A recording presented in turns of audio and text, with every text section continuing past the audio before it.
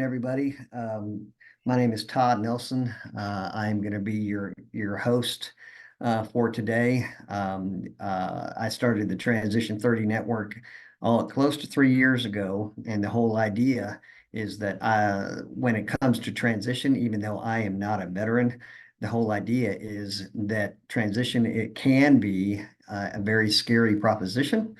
And so it pays to get in front of people that have the ability to give you some of the information that they wish that they would have known when they were transitioning or after talking with other folks that are going through it. So the whole point is that there are close to, I think, 50,000 or 45,000 nonprofits that are trying to support you in the very space that you're in. And so you shouldn't have to pay for something, certain services. There are so many different nonprofits out there that are willing to help educate you. And that's what we're trying to do today. Let's give you an AAR from all the folks that we've talked to, from maybe even our own experiences on what things that we wish we would have known, and you take advantage of that. And so this is going to be recorded, and there is a YouTube channel. I'll send out a final email tomorrow. And on that YouTube channel, there are the archived episodes from as far back as you need to, with all of the different presenters listed. So feel free to go back and utilize that. Also, you don't feel like you have to just take copious notes, because I am going to send out a link to the chat notes. Each one of the SMEs on the call are going to be providing their information.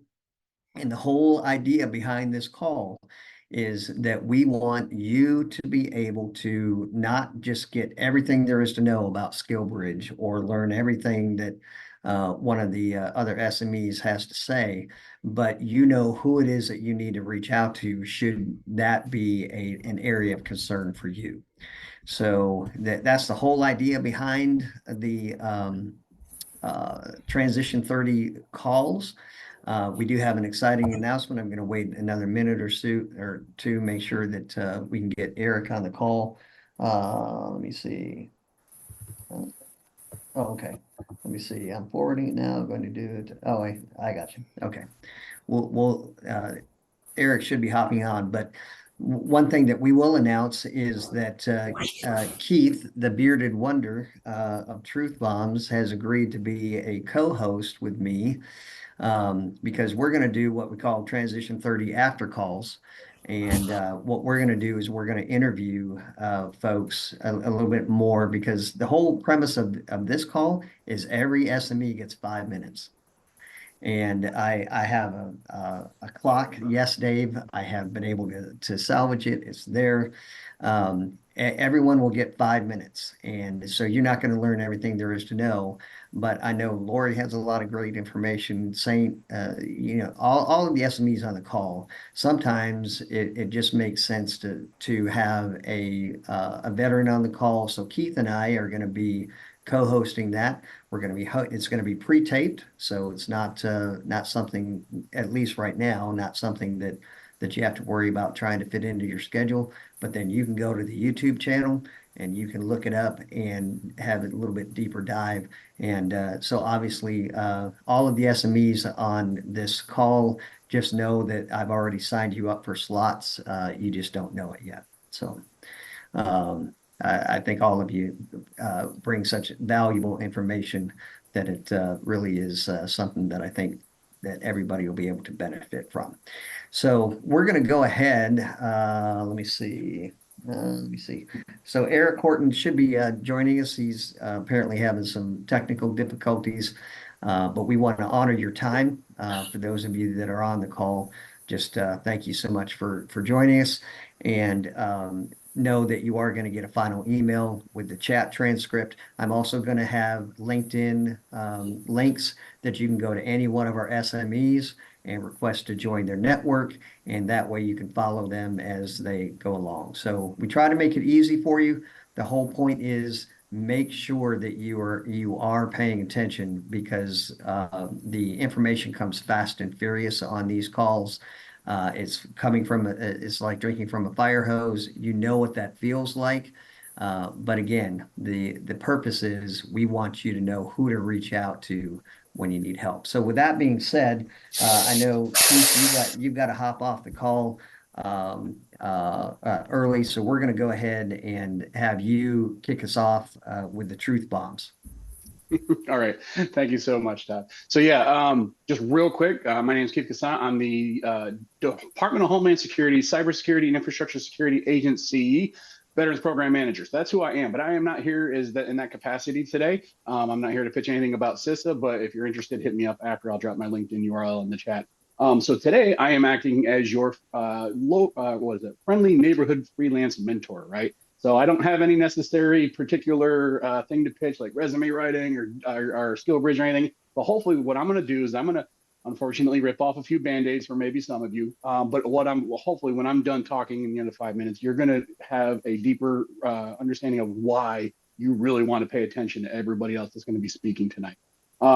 So a little bit about me. I retired from the Army about 4 years ago after 22 years. And I had to reinvent myself. So I lived through a lot of what these folks are going to be talking about, and really I'd never been an adult civilian a single day in my life. So I had to learn how to do all that civilian adulting stuff. So I'm going to rip off a few Band-Aids. I promise we'll rub some dirt on it. And then the folks that come after me are going to continue rubbing dirt on it for the rest of the evening for me. So the first Band-Aid I'm going to rip off is you need to manage your expectations in transition. Okay. I guarantee you are going to fail. All right. Now, what do I mean by that? Well, one thing I do on the side is I work with a nonprofit and training security teams, right? And so when we get to the knife portion, right, the knife fight portion, if you will, I always tell folks you need to expect to get cut when you go into a knife fight, because if you're not expecting it, you're going to probably get cut. So when you do, if you're not expecting it, you're going to either go into shock, or that's all you're going to be able to think about is the transition is no different. It's like a knife fight. You're going to get cut. Know that you're going to fail. Know that you're going to fall down. So when it happens, you can pick yourself up, dust yourself off, and keep on going. That first resume review from Lori is going to be absolutely brutal, right? That first job application that you submit is going to, result in no callback for an interview. That first interview you get may not get called back with a job offer. Hopefully not everything's falling out around you, right? But you're going to fail at some point. Just expect it so you can prepare for it. The next thing, and this is actually something Lori and I love debating with her on, but chances are you may take a pay cut, right? So the statistics are it's not guaranteed. There are ways to fight it, and that's where we agree to disagree, because there are ways to combat it. However, chances are you may, right? And there's different reasons for that, right? The average veteran, statistically speaking, has about 3 to 5 jobs in the first 4 to 6 years, right? But at the end of the day, it's because a multitude of different factors and reasons can lend themselves to that reason. But the thing is this, right? You need to tighten your shot group, okay? If you're all over the map, right? When I first got out, I was looking at teaching jobs. I was looking at jobs in physical security. I was looking at jobs in leadership consulting. I was all over the map and I was getting nowhere, right? When I tightened my shot group, because here's the thing. There's no such thing as the perfect job. There's not, okay? I get it. So many of us veterans, we get out and we want to spend the next 20 years dedicated to another company like we did maybe in the service. And but the thing is, there's no such thing as a perfect job. So what I tell folks is there's 5 things to love about a job, right? The first one is the pay, right? The one thing we tend to get the most wrapped around the axle about, right? That includes the benefits and all the other good stuff. The next one is the hours, flexible hours versus maybe a hard 9 to 5, totally negotiable. The next thing is the location. That would include remote work, or whether or not relocation is even an option. The fourth thing is the culture, okay, the people, right? The environment of the organization. And then the last thing is the actual work itself, right? So take all of those 5 things. What are your top 3? Because you're not going to find all 5. I would, again, argue that all 5 don't exist to the fullest extent. But if they do, you're not going to find them for your first job. But if you can find your top 3, statistically speaking, you will be happy in the job. So figure out what your top 3 are. Let that tighten that shot group and go for it. I have 4.5 out of the 5. I've never met anybody that has all 5. I have 4.5 out of 5. I'm literally in my dream job. I can't think of anything that's going to pull me away from what I do now. So there it is. Tighten your shot group. Try not to be all over the map.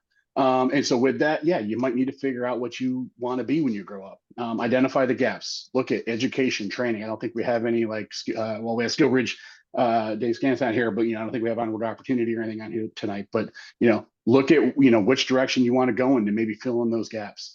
Because if you're shooting at everything that moves, you're not going to hit anything. You are actually decreasing your chances of getting callbacks for interviews and stuff. Those resumes is Lori's going to hit. Sorry. Lori's going to hit. I'm saying Lori Norris. Anyway, like too little time. I'm trying to move way too fast. And she's probably going to hit though. It's a sniper's game. Okay, that's what it's not a running gun game. It's not a shotgun blast. It is a sniper's game. How do snipers fight? They study their targets. They take calculated shots at a target that they've studied and really stalked to some extent. So part of that stalking, networking. That is one of the other biggest things you can do. Statistically speaking, 70 to 85% of all jobs are attained with networking. I've had this, I'm on my 5th job since I retired from the Army. 4 out of my 5 jobs I got with networking. Okay, so that falls right into that statistic. The reason networking is so powerful, I've got 6 years of hiring manager experience under my belt, so I'm gonna throw my hiring manager hat back on, or throw it on real quick, just to give you, got it, Todd, just to give you a quick insight into as to why networking is so powerful, because it's not necessarily the good old boys club, quote unquote, right? So as a hiring manager, my job is not to pick the most qualified candidate. That may sound weird, but it's not, right? Because if my recruiters are doing their job, everybody coming to me is highly qualified and can probably do the job or should be able to do the job blindfolded with their hands tied behind their back. My job as the hiring manager is to fit or to pick the best fit for the organization and or the team, right? And that's hard to do from a stack of 10 pieces of resumes, right? 10 resumes. However, if somebody who I know comes to me with your name in their mouth, they don't even have to say, you want this guy. They just say your name. Hey, I've met this guy. They seem like a good person. Check them out. Chances are you've got, unless your resume is garbage, all right, chances are I'm going to probably call you for an interview because you are now a safer bet because somebody who has a relationship with me or at least some clout with me is now throwing your name out. So you are a safer bet to be a good fit as well for the team and organization. All right, my time is up. I had a few more things to get to, but I can't get to it. So I'm going to drop my LinkedIn URL in the chat. Like I said, I do mentorship. I have a heart for veterans. Please link up with me on LinkedIn, and I'm happy to answer any other questions. Keith, you disappoint me. You didn't do the find a mentor, find 10.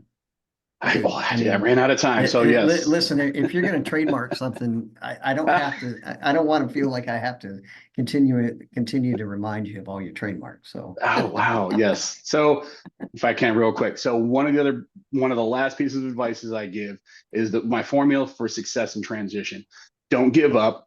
Find a mentor. Find 10. Okay. Build yourself a board of advisors that you can surround yourself with. I define a mentor as someone who has your best interest at heart, but is not impressed by you. Okay, find those folks, get them in your team, and then listen to what they've got to say. So don't give up. Find a mentor, find 10, and then leverage every resource you've got. You can get your hands on. You do those 3 things. I know it sounds like it's a high level, but you do those 3 things. I promise you'll succeed in your transition. Now I'll shut up. All right, Keith, thank you so much. So we are going to now talk, and I'm going to introduce my next SME.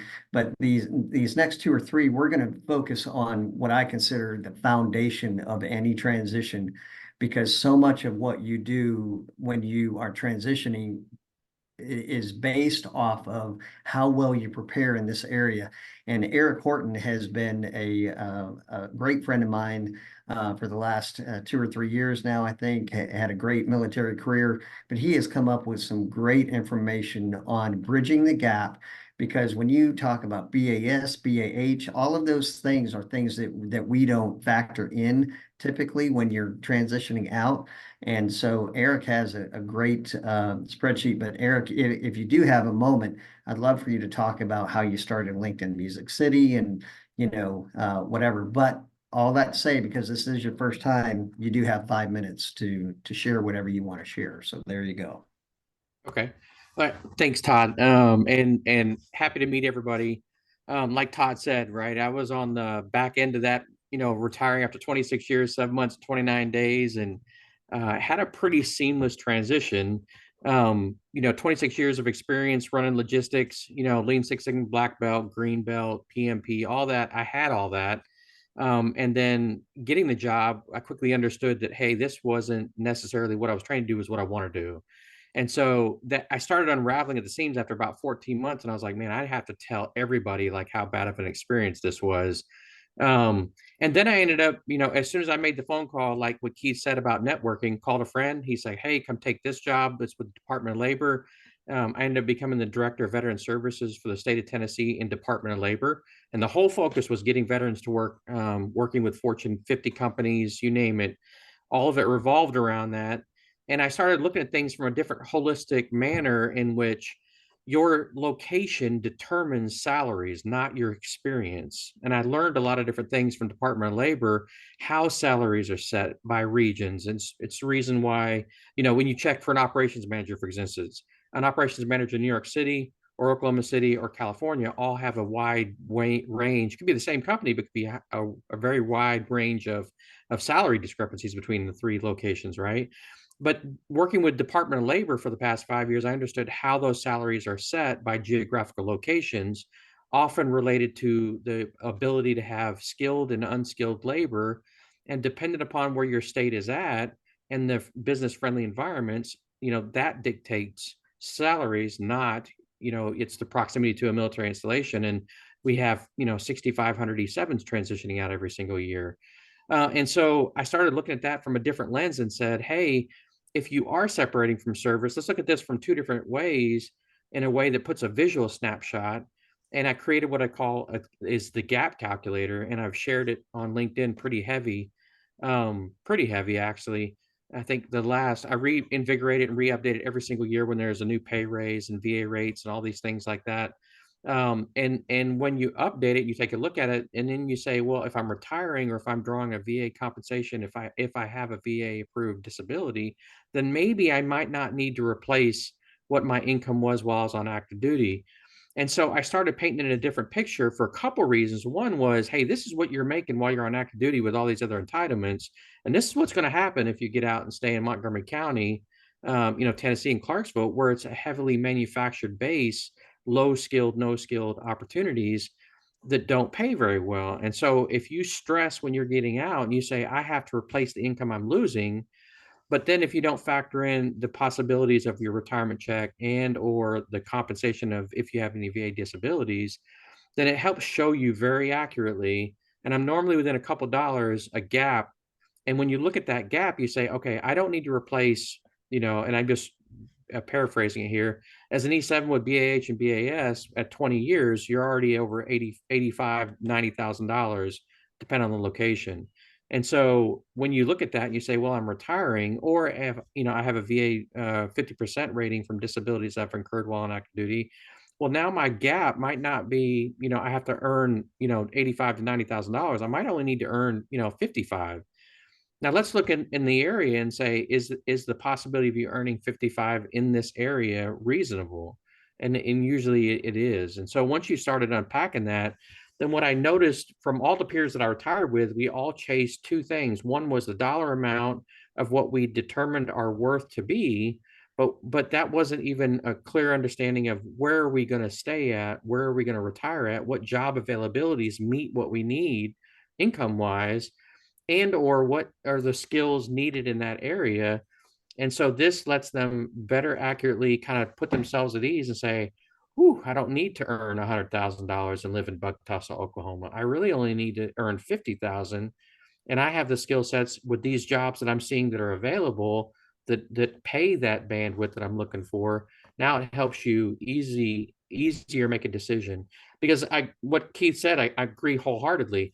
You have to network, number one, but you also have to very a firm understanding of the battle of the land, intel of the enemy and the location you're getting ready to go to. You need to do a lot of homework with it. And sometimes your stress over an income replacement might not be what you think it is. And then when you see the visuals with it, and I kind of wanted to pull one up and let you take a look at it. But I actually have the links in the share drive, and I'll send it in the chats in a second. But it really is just there to let people take a look at what is my gap, but also if you're getting out as an E6, because I did the entire pay scale of 24, depending upon different years of service, and then you can look at SFL TAP and see exactly what ranks are getting out in the areas. The general ranks, one and done or two and done. And if you look at what I'm just using an example, let's say a 68 whiskey that's a medic that's getting out as an E6 with 6 years in. Well, their hourly wage based off of just their base pay exceeds the local EMTB or EMTA, which is an advanced EMT in the area, by about $5 an hour. And so if you look at that and say, holy crap, I'm going to lose $5 just on, hourly wages, because I understand now the lay of the land in the area, paramedics or law enforcement, if you're, an MP getting out and you want to do that, they're only making $35,000 to $40,000 a year entry level. And so it helps you understand where you currently are at on active duty. And I'm not a finance specialist either, but I really understood there was a huge knowledge gap of what is your local area pay by wages and what are you earning right now and how do you close that delta. And it's just worked out very well. And then as I've matured with that gap calculator, what I started getting pinged, which I completely thought, had a different understanding that most of the financial struggles that I was witnessing was really E7 and E8 at the time, I assumed.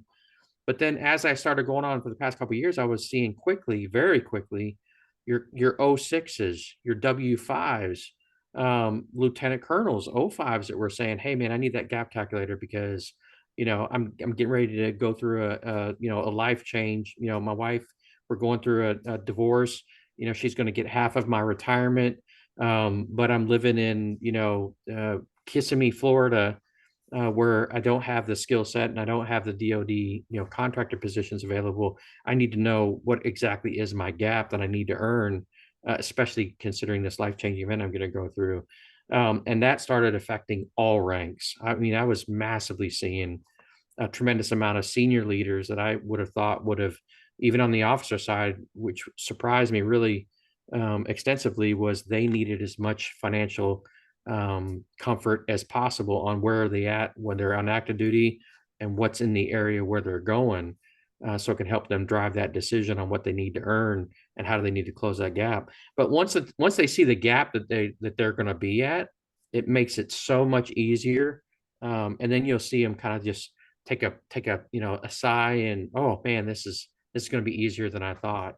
But it's ultimately everybody that gets out, they think they need to replace that income when in reality they just might need to close a gap, and it might be easier to obtain. So, and Eric, I know you and I have had a lot of conversations around that very thing, that because you're not financially ready, you haven't laid that financial foundation, you grasp at the paycheck, and you haven't really taken into account that BAS, BAH, that all goes away, or the tax-free implications of what all that was. And so you said you're going to drop a link in the chat, or I know that you've been hitting that pretty heavy on your LinkedIn posts. Where can they actually, because I know you have hop off too. So where can they find that calculator? Well, I'm pulling it up right now, and then I'll drop it in the chat. And I did all, and each one of the posts, when you go to my posts, it actually in the comment section, it gives you the link to that specific rank. And then when you download that, or you go to that share drive link, it lets you pull off that rank.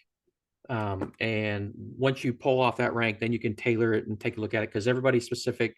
It literally lets you tailor to you. Like, I'm going to retire in August, so 12 months or 8 months worth of 2024 rank at the current schedule, and then I'll put it in the chat for you guys right now. Yeah, that's awesome. And I know you do that for free, but you also include your Venmo. So I think he said he's had like two people I did, buy him because a it cup of used to coffee, take me. essentially. Yeah, So, I did. It takes me about an hour to do it for people. And somebody said, dude, somebody needs to be giving you at least a cup of coffee for this. right. And it just kind of took Absolutely. off. Yeah. And I think the matter of fact, the W5, believe it or not, was the biggest impact. I couldn't believe it. But at the E7s, E8s, E9s, I would get maybe 5 or 6 people. But when I hit the W5 last week, I had over 179 people within the past week actually send something for a cup of coffee. So obviously that Wow. resonated with the W5s pretty heavily. Yeah, absolutely. And Well, I Definitely. tell you what, and we didn't even get a chance. So Eric's going to be one of our first transition after calls, simply because I think you can see the value if you know exactly the lay of the land when when you're coming out, what you need to make. That just changes the game for so many of us. And so, Eric, thanks so much.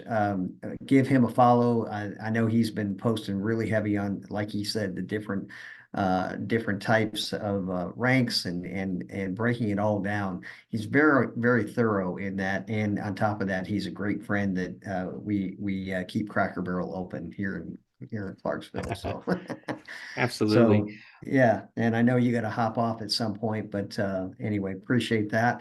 So Saint, we're going to move on to you. Saint's going to talk a little bit on the VA home loan situation, what that looks like for those that are transitioning, and some things to keep in mind. Thank you very much. So what a lot of people don't realize, I'm assuming a lot of you guys already use your VA home loan benefit, but my group is a veterans resource team, a bunch of retired nines. All we try to do is educate people on the different types of benefits. One of them is the VA home loan benefit. And it's very weird to know that a lot of people don't know a lot about it, or they haven't utilized it. So a lot of people think they can only use it one time. It's false. You can use it multiple times. One thing about it, it's no money down. A lot of people not really aware of that. I would take that money and invest, talk to Todd and figure out how to invest that money instead of putting it down. Another thing is the credit score. There's no credit score, but there's no bank credit union that would lend you money without a credit score. Then for the transitioning people, the one thing you have to be aware of is the 12-month mark. So if you're getting out within 12 months, there's no bank credit union or lenders that's going to loan you money without a job offer letter with no consensus conditions attached to it and everything. Another good thing about the benefit is there is a funding fee attached to it, but when you're getting out, make sure that you're going to medical and getting those things documented, because if you're 10% or more disability, you don't have to pay the funding fee, which is a big chunk of change. The biggest thing I want to put out to everybody is shop around. So when you are trying to utilize the VA home loan benefit, make sure you shop around to 2 to 3 different lenders, banks, and make them compete for your business. You know, when you put lenders competing against each other, the veteran usually wins. Last time I know, I forgot a couple of other things, but for the retirees and everything, one-time closed construction loan. That's a big one now. So if you want to buy land and build your forever home or your custom home, that's the big one. Shop around and look for a lender that offers the VA one-time closed construction loan. That way you don't have to pay for the construction loan, the land loan, and then at the end tie it all together. Those are 3 different times. You don't have to pay for the closing costs. So look for a lender or a bank that does the VA one-time close. I know I'm talking fast because I'm trying to make up some time for everybody. The VA home loan benefit, once again, it's an underutilized program. It's no money down. There are closing costs attached to it. Look for realtors to do business with that's going to give money back, as well as sellers that are going to help pay for the closing costs. And I think I hit all the high points and everything. Todd? Dude, listen to me. You killed it. If only Dave was able to get it all in. But no, Saint, thank you so much. And we are going to have Q&A. I know a couple of our presenters have to hop off, but at the end we're going to have a Q&A. So if you do want to ask some pertinent questions to the conversation, we do have that. So I'm going to pick up, as you all know, I'm a financial advisor, but one thing I've done is I've started to specialize in helping military transitioning service members across branches in knowing what it looks like in being financially prepared. And as I mentioned, the whole thing, I'm very convinced of it. I have a background and as being a minister, and so I want to try to help people, even if it doesn't necessarily put food on my table. And some of this is so important that when I talk to these folks, my clients or people that just need help, they say, oh, I wish we would have known about this. And so let's talk about SBP. SBP, you're going to be opted in unless you opt out. And there's a process. You're going to have your spouse, if you have a spouse, they're going to have a notarized sign off and all of that. Do not go based off of what your battle buddy or whoever you came up through the ranks with, what they say. You do the numbers for yourself, because there are going to be people that are convinced the SBP is the best thing since sliced bread. And then there's going to be people that are convinced the SBP is a terrible deal and you should never do it. It depends a lot on your medical history. It depends a lot on your conditions that you went through. Do not take a just pat answer. Hey, what'd you do? Oh, and don't go into your out processing appointments and say, oh, I'm just going to check my box. Because if you do, it can be a very, very expensive situation. And SBP, you have a small window to make your change. And so don't get yourself in a position. Do your homework beforehand. When it comes to your SGLI and versus a VGLI, I just had one of my clients. He said, Todd, when I went to my civilian sector job with the DoD, they carried over, or he said, I thought they did. They carried over my SGLI. That's not true. So he ended up thinking, oh, I've got VGLI. And he didn't have anything. So now we're trying to see if we can get him some private life insurance. So make sure that you know the difference and what a VGLI caps out at 500,000 now. So for most folks, 500,000, it seems like a good deal or a lot of money. But when you start looking at things, that can be woefully inadequate. And if you put your VA evals before you apply for private life insurance, you can actually exempt yourself and exclude yourself from getting private life insurance coverage, because the underwriters now are going to go back and look at all of the records that you helped get into place. And you need to just make sure that you're doing your private life insurance, you lock that in before you start doing your VA evals, your BDD, all of that. The other thing is tax withholding. Do not go into that out processing situation and not realize that because of, especially if you're 20 plus and you've got a pension, you've got some of these other things, and now you might come out and make a sizable amount of money. Especially that first year, I've heard horror stories of thousands and thousands of dollars owed in taxes. Why? Because when you did your out processing, you checked a 10% tax withholding, or you just said, okay, I'm just going to do the default, whatever that is, which typically is 10%. And come to find out, you're going to be in the 24% or higher tax bracket. Every year, every paycheck that you get from your military pension is hundreds of dollars now that you're going to have to pay back in the next year. So make sure you do your homework. Make sure you don't just check that box to say, oh, I am gonna have some withholding. The other thing that a common thing is when it comes to your TSP, most people think, oh, I'm going to be able to just continue to contribute it. Once you retire, and if you don't go into a DoD job, you lose the ability to contribute to your TSP. If you have a loan on your TSP, not everybody knows you can, but if you do, you have 90 days to repay that, or they automatically charge you a 10% penalty. And they tack that on to where you have to pay taxes, and now you're at a higher tax bracket, and so you could easily get a 34 to 38% haircut on your TSP savings simply because you didn't prepare yourself. If you want to talk more about your individual circumstances, that's what I'm here for. But in the meantime, and now I believe we've got Shawn is another first-time person on the call. Appreciate Shawn Walsh being on the call, and he's got some great things that he's doing when it comes to helping veterans transition. So Shawn, tell us what you're doing to help. Absolutely. Thank you for having me on. This is fantastic. Such great information being passed out. So Shawn Walsh, I'm retired from the Army after 20 years, and I started the Vet SOS podcast about 6 months into my transition. One of the things that we had noticed was that there were over 40,000 organizations out there helping veterans transition, and there really was no avenue to learn about them other than word of mouth. So my co-host and I, co-founder and I, decided to start this with the idea of educating those coming behind us, as well as, you know, people who are already veterans and military spouses, on as many resources as we can that were out there. And so what we do is we bring people on who work for these organizations, or maybe like Keith, where he just likes to help veterans. He's a veteran supporter. Bring them on. We have them talk about themselves, who they are, what they do, and then talk about the organizations they support.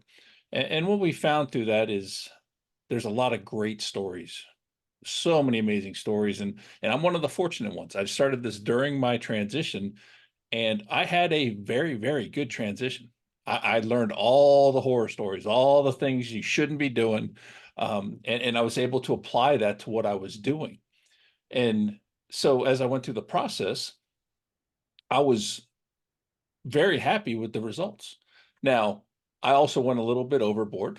I did like 26 programs because I was trying to do as many as I can. I couldn't get to 40,000, but I was trying my best and wound up doing 26. And what I learned out of that is most of the programs out there, about 75% of the content's pretty much the same. It's the 25% that makes them a little bit different.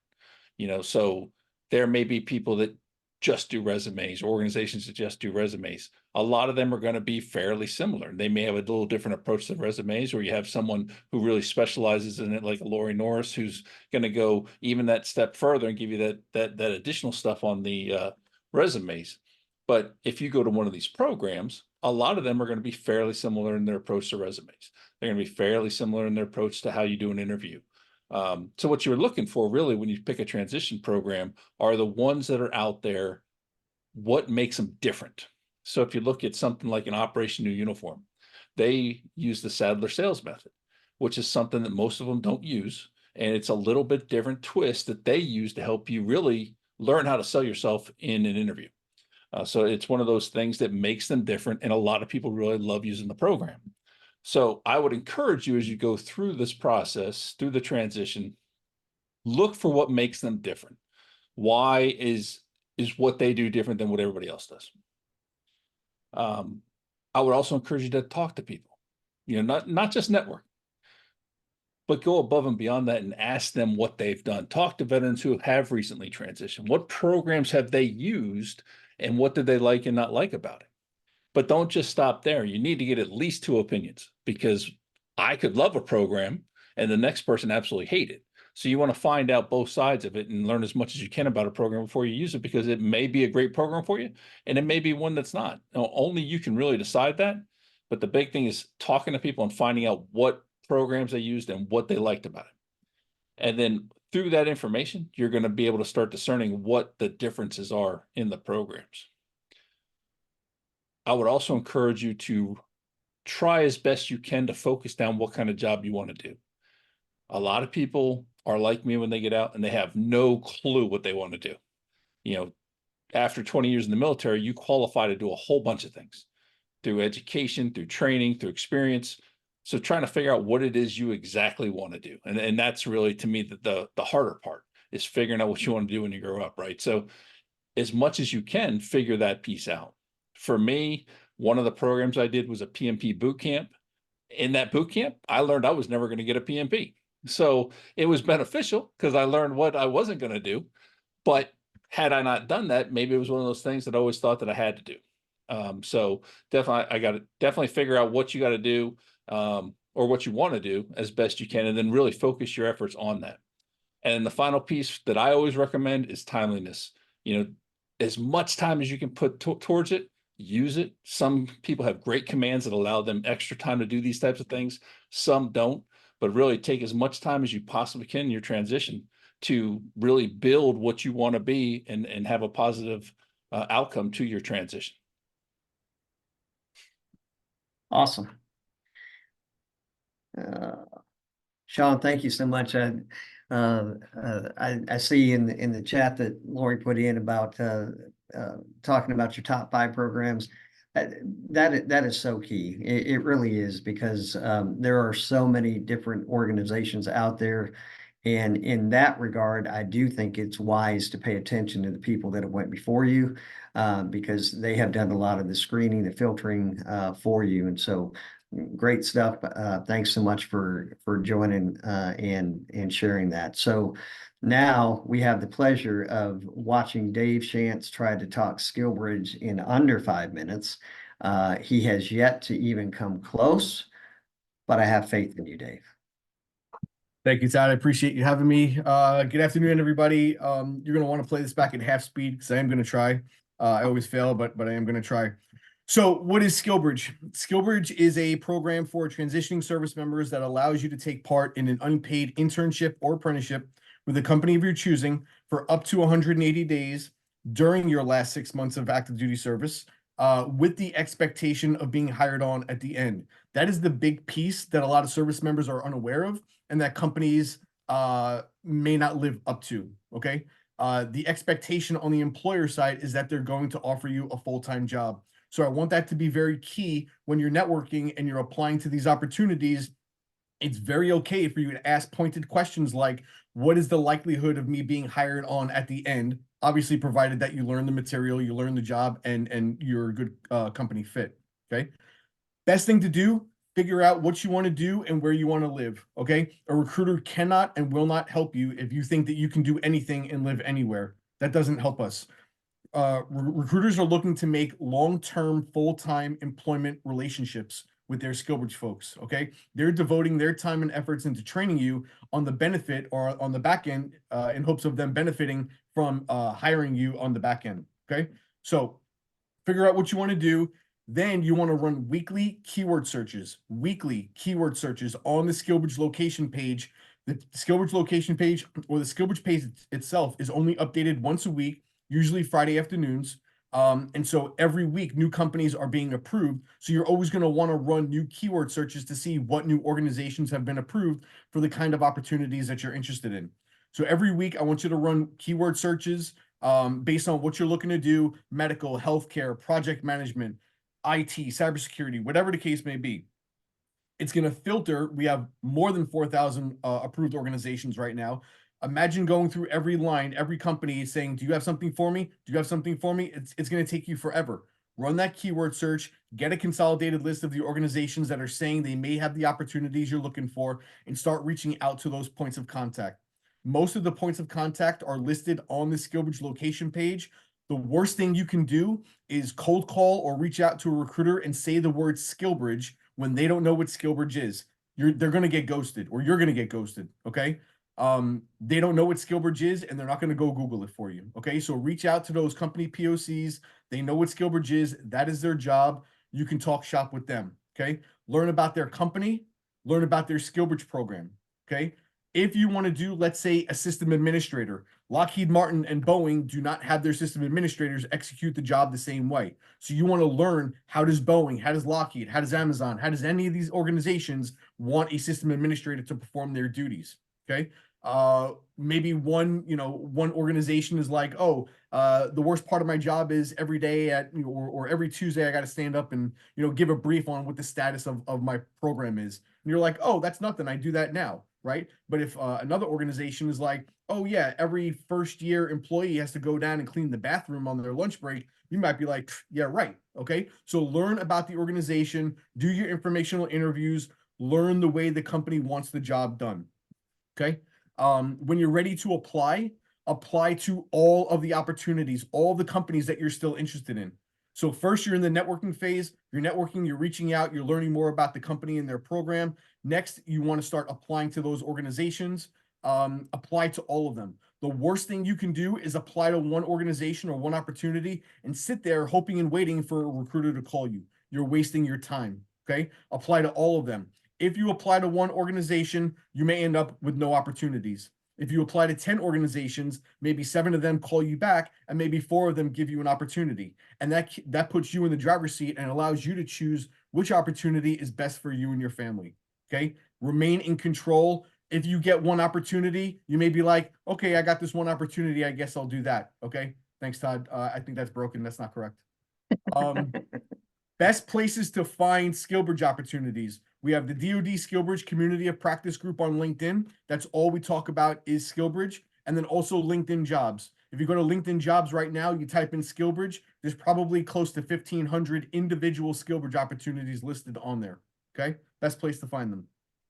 Reach out to the points of contact when you're ready to apply. Okay, so when should you apply? If you're looking for a position that requires a secret clearance or lower, most recruiters don't look any further than 90 days in advance. So don't, you can contact them for networking purposes, but don't apply until you're inside of your 90-day window from being able to start. If you're looking for that top secret position or higher, most of those organizations need to conduct their own background investigation. You don't want to waste your Skillbridge time with the background investigation. A lot of times your DoD clearance does not cross over. And so they're going to need to do an investigation. You're going to want to apply 4 to 6 months before you're eligible to start Skillbridge. Hold informational interviews with the people that do the job that you want to do, especially with the company that you're interested in joining. Like I said, Lockheed Martin, Boeing, Amazon, they all do the same job differently. Okay. And then the next thing, while you're still in service, utilize your time wisely. Once you figure out what you want to do, read as many job descriptions from as many companies as possible. Find out what their minimums are, right? You have to have, these certifications and this much time and experience in education. Go get that education. Go get those certifications, okay? Stack the cards in your favor and do everything that you can to set yourself up for success. How did I do, Todd? Dude, at some point I was like, he's gonna make it, and then you just kind of gave up, and you're like, I'm gonna go over and what are you gonna do to stop me? So sorry. No. The thing is, I really think it's the people at the end are the reason that everybody tunes in. So I'm just white noise is what it is. So yeah, I'm okay with that. So we are going to finish up. Lori Norris has so much that she's doing for the veteran community, the transitioning service member community. Has a great series of podcasts that I think we talked about is in her 4th season. So, Lori, but there's a lot more that you do. So tell us what you do to help the community. Well, thank you very much for having me again, Todd. I remember the first time you invited me, you're like, I need you to put everything you know about transition into 5 minutes. And I'm like, oh, sure. Yeah, I could do that. So I decided I'm not going to try to do that anymore. What I've done is I've got 146 episodes of the Lessons Learned for Vets podcast that I have invited veterans to come on and talk to me about their experience. Where'd you struggle? Where'd you stumble? What were the keys to your success? And I'm just there to add my knowledge because I've been doing this for 19 years. I've been supporting the veteran transition community. So obviously as a child prodigy and started when I was 5. So anyway, I decided what I want to talk about today are some of the key lessons that I've learned throughout this process.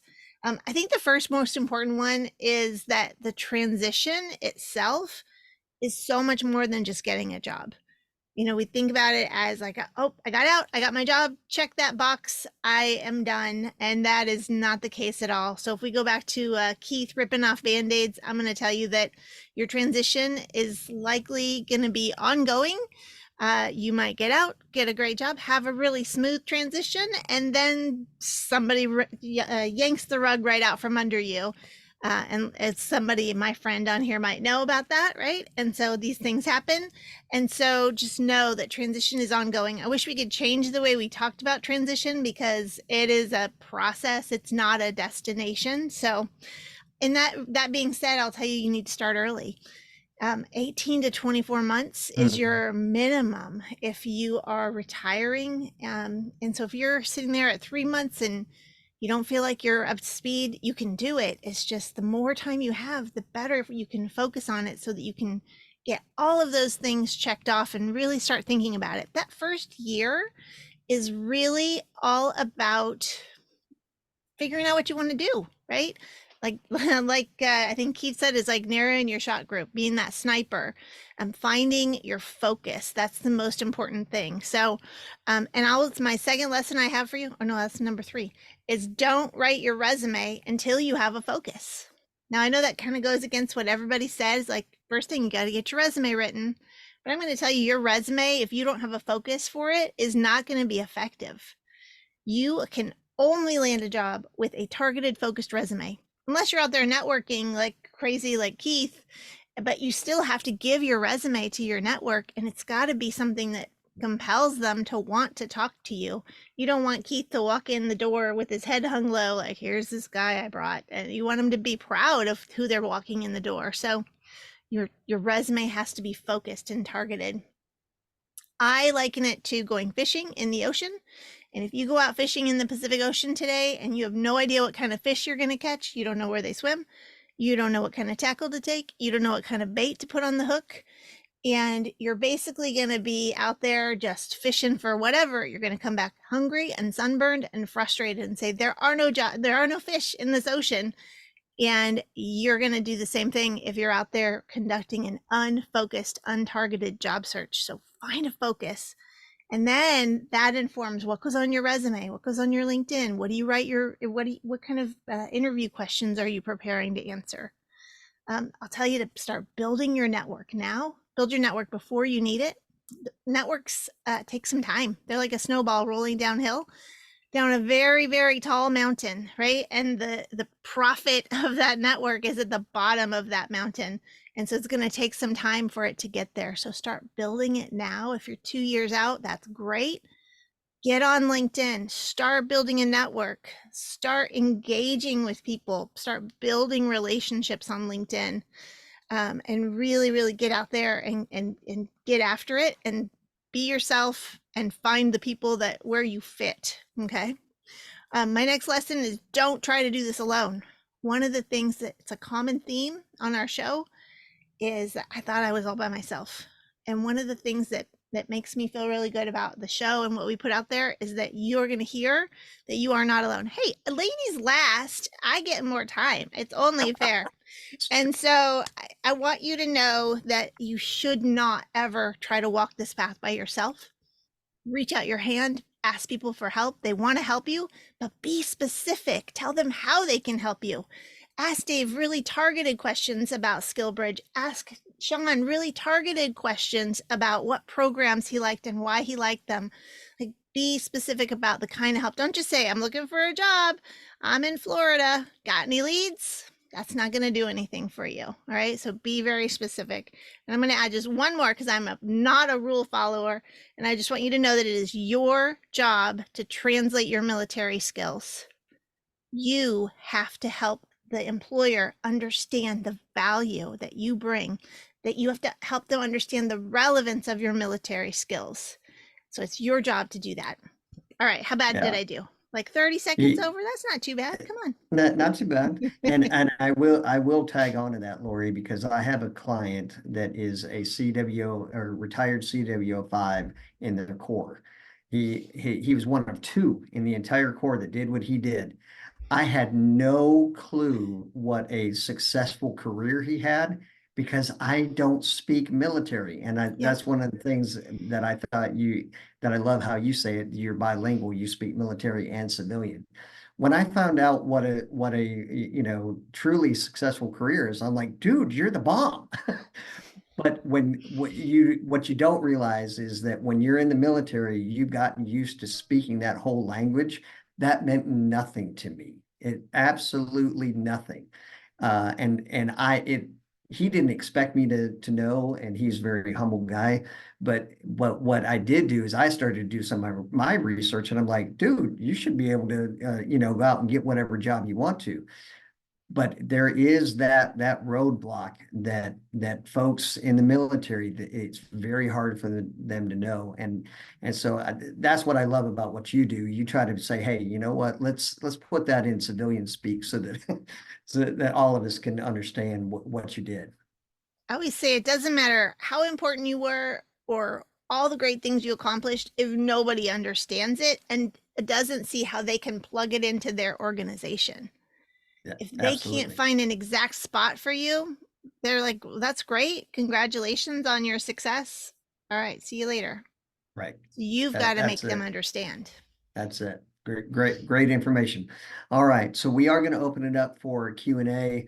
Like I said, anything in the chat, that's all going to come out to you. So don't feel like you're so worried about writing down notes, but I think you can see after this call, we've got some great SMEs on the call, and they have your attention, and not always is that going to be the case. So if you have a question, just go ahead and unmute yourself and ask away. Hey, Todd, I just want to jump on real fast with what you said. I put it in chat. The withholdings from when you retire and everything, made that mistake. Life insurance made that mistake because I got my disability first, thinking VGLI was going to be the best thing, but it turned out it was the worst thing. So for those online that's transitioning, please reach out specifically to Todd and have that conversation before you get out. It's going to be very important because it did cost me some money towards the end. If I would have had this knowledge back then, I wouldn't have made the mistake. So I like this group because we put out to everybody. Thanks. Yeah. Great input, because that just comes from hundreds of conversations I've had with folks that are like, we didn't know. And so don't make the assumption that everything about what's going on. So if we don't have any questions, I'm going to give the SMEs a final chance to share something. But I do see, let me see, we've got Eric has his hand, and John Broadwell. Let's move to you, and then we'll go to Eric. Thank you. Can you hear me okay? We can hear you. We can't see you, but that's okay. I don't have a laptop with a video camera, so gotcha. My question pertains to, my discharge date will be June 1st, 2025. So I'm right within that 18-month time frame. My parameters are a little more specific so by the time I get out, I'm a lieutenant United States Coast Guard. And by the time I'm out, I'll have 8 years of active duty service. My main driver is because I have student loan forgiveness, because I joined the Coast Guard when I was 29. So I came in fresh off the street. So I'm trying to be very specific in targeting Skillbridge programs within government agencies, because I think that might give me the best leg in to try to get hired on maybe as a GS 11, 12, 13, whatever it may be. So I guess what mail you have in maybe that specific scenario? If not, we can go offline maybe if mine's more niche, but again, just trying to think about how to navigate everything that's on the DoD Skillbridge website, and then LinkedIn, all that stuff. So that's my question. Yeah, John. Hey, it's Dave. So the first thing I would do is figure out exactly what you want to do, right? So I understand that you want to work for a government agency, but what would you like to do? Now here's something that's not a well-known fact. Every departmental agency that is equal to the DoD, so DHS, State Department, DOJ, they are automatically Skillbridge approved, automatically, just from like the brother-sister relationship, right? It would be very interesting for the DoD to tell the DOJ, no, you're not good enough, you're not Skillbridge approved. So every departmental agency is automatically Skillbridge approved. There's sub-agencies, FBI, CBP, Border Patrol, they are not automatically approved. However, all they need to do is fill out the application, and the DoD will get them approved. I know Marshals, DHS has a program. Keith, who was on the call earlier, he leads the CISA program. What else? NSA actually has a program, although not very successful for security clearance issues. But yeah, a lot of these governmental agencies already have one. So again, I would first figure out what you want to do, and then I would reach out to those points of contact and say, hey, I'm going to transition because Coast Guard is eligible to participate in Skillbridge. Let them know what you want to do. And then somebody else also in the chat had mentioned, I think it was Michael, mentioned, even though they may not be advertising that they have a position that you are interested in, if you know that they hire people to do the kind of work that you want to do, they can always take a regular job and turn it into a Skillbridge opportunity. So that's also a very good insight on Michael's part. But yeah, figure out what you want to do, and then reach out to all the government agencies, learn about them, and then start applying when the time's appropriate. That's very good feedback. Thank you. And just quickly, my background is, cybersecurity officer, my first assignment. Second one was requirements manager for business operation division. and then I transitioned over to the healthcare community. And I am the branch chief for the MHS Genesis sustainment team for the Coast Guard. And I got a undergrad in computer information systems and my master's in health informatics. So I have quite eclectic background. So I know exactly what I want to do. Either it's going to be cybersecurity related, or on the healthcare side, doing like maybe IT management, something of that nature. So, here's something specific about cyber and IT is it is way easier for somebody who has a high school diploma and one cybersecurity certification to get a job than it is for somebody who has a master's degree in cybersecurity and no certifications. Those two fields, IT and cyber, are very heavily certification driven because of the policies, the procedures, everything that goes along with that. And so they want something structured because Penn State University may teach cybersecurity differently than San Diego State University. And so there's no structured curriculum that has to be taught for students, for college students. So that's why certifications are extremely important. Your degree will come into play when you get into management level positions, but to get your foot in the door, definitely Security Plus is the basic certification for any cyber job, and then it goes up from there. Security Plus is actually a little bit more advanced in the IT field, but I think you probably want to go more advanced. I would say reach out to Jay Salters at Act Now Education. They're doing great things with helping you obtain some of those certifications before you transition. So just look up actnoweducation.org.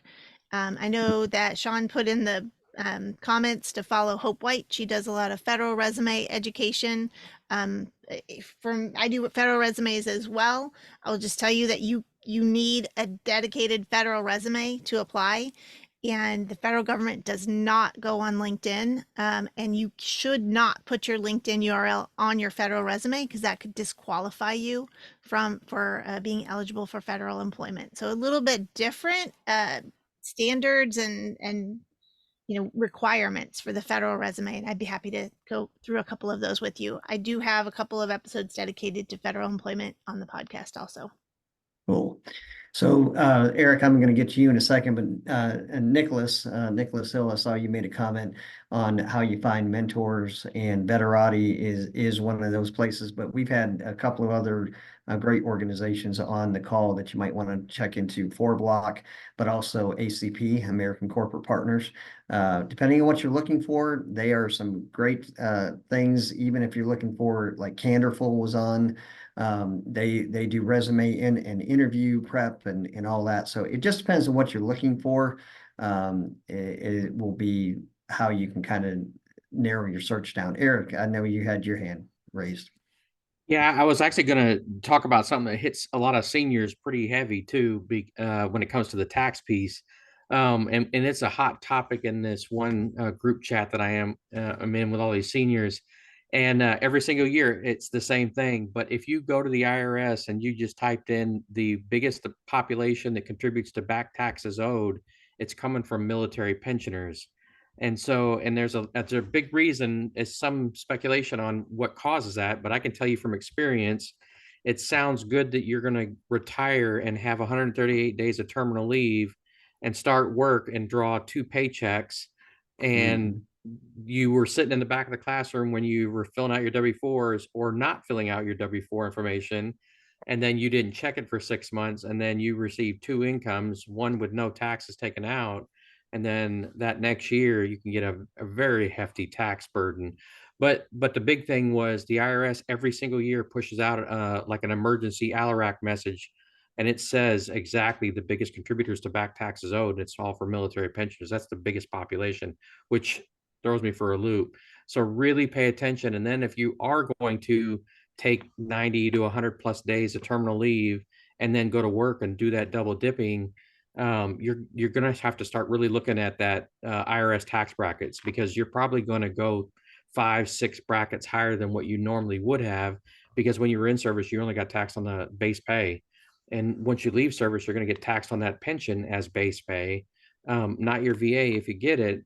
But if if you're going to earn $48,000 from your pension, or active duty pay for 4 months at the same time, that W-4 is not going to translate over. So you're going to get a hell of a tax bill that next year. So think about what you're going to do when you take, all that terminal leave and go to work at the same time, because you really need to talk to a financial advisor to set it up beforehand.